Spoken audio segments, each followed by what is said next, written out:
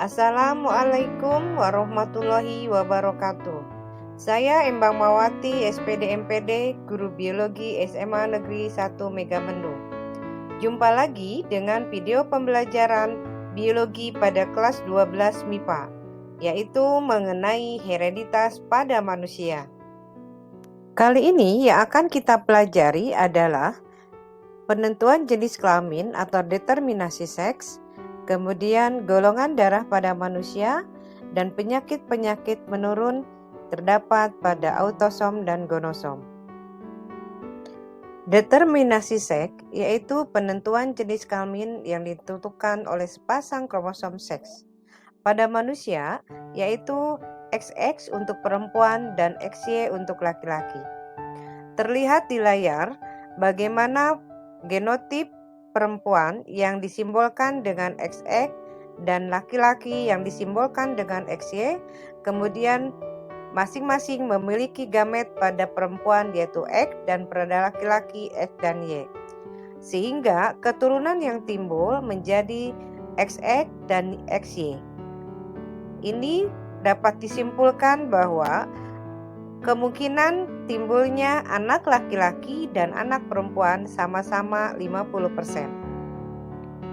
Golongan darah pada manusia terdapat 3 sistem.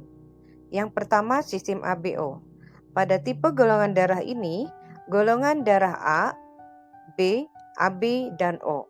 Disimbolkan dengan golongan darah A ada yang homozigot, ada yang heterozigot. Dan golongan darah B ada yang homozigot dan heterozigot, seperti terlihat pada layar. Mari kita lihat bagaimana contoh perkawinan laki-laki bergolongan darah AB dengan seorang perempuan bergolongan darah O. Genotip dari golongan darah AB yaitu IA, IB, dan genotip dari golongan darah O adalah I0, I0. Gamet dari golongan darah AB ada 2 yaitu IA dan IB. Golongan darah O hanya 1 yaitu I0.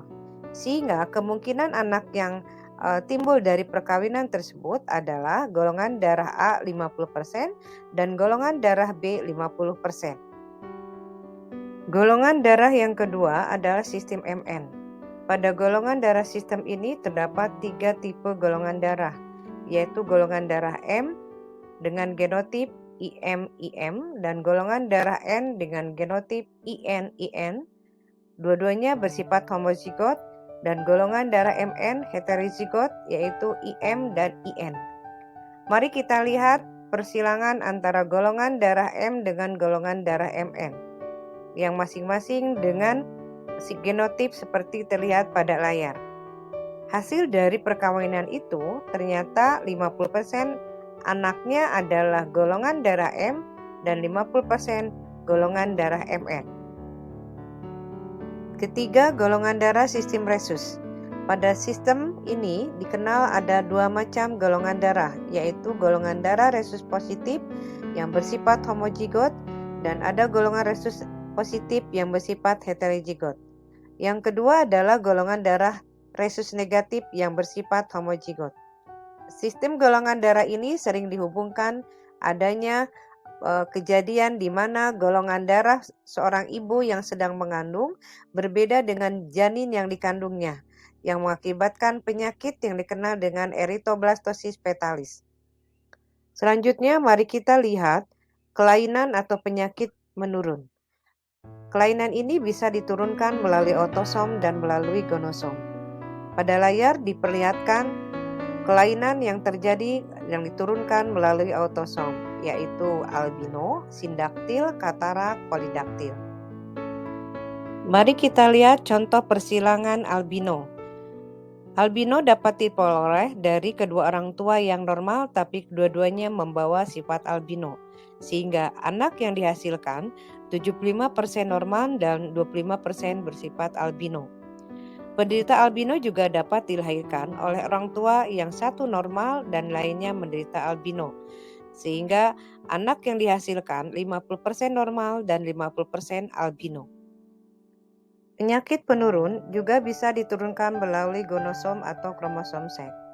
Seperti terlihat pada gambar, terdapat penyakit anodontia, yaitu ompong, kemudian Webtoes, di mana jari kaki menempel menyatu. Kemudian hiportisosis, di mana adanya rambut-rambut yang lebat pada sekujur tubuh.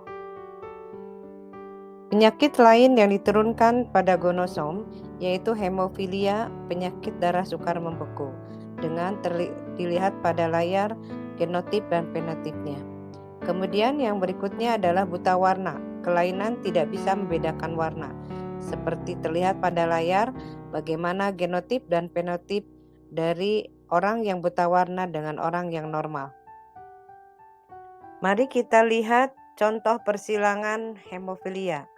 Seorang wanita karir hemofilia bersuamikan laki-laki normal, maka akan menghasilkan anak seperti apa?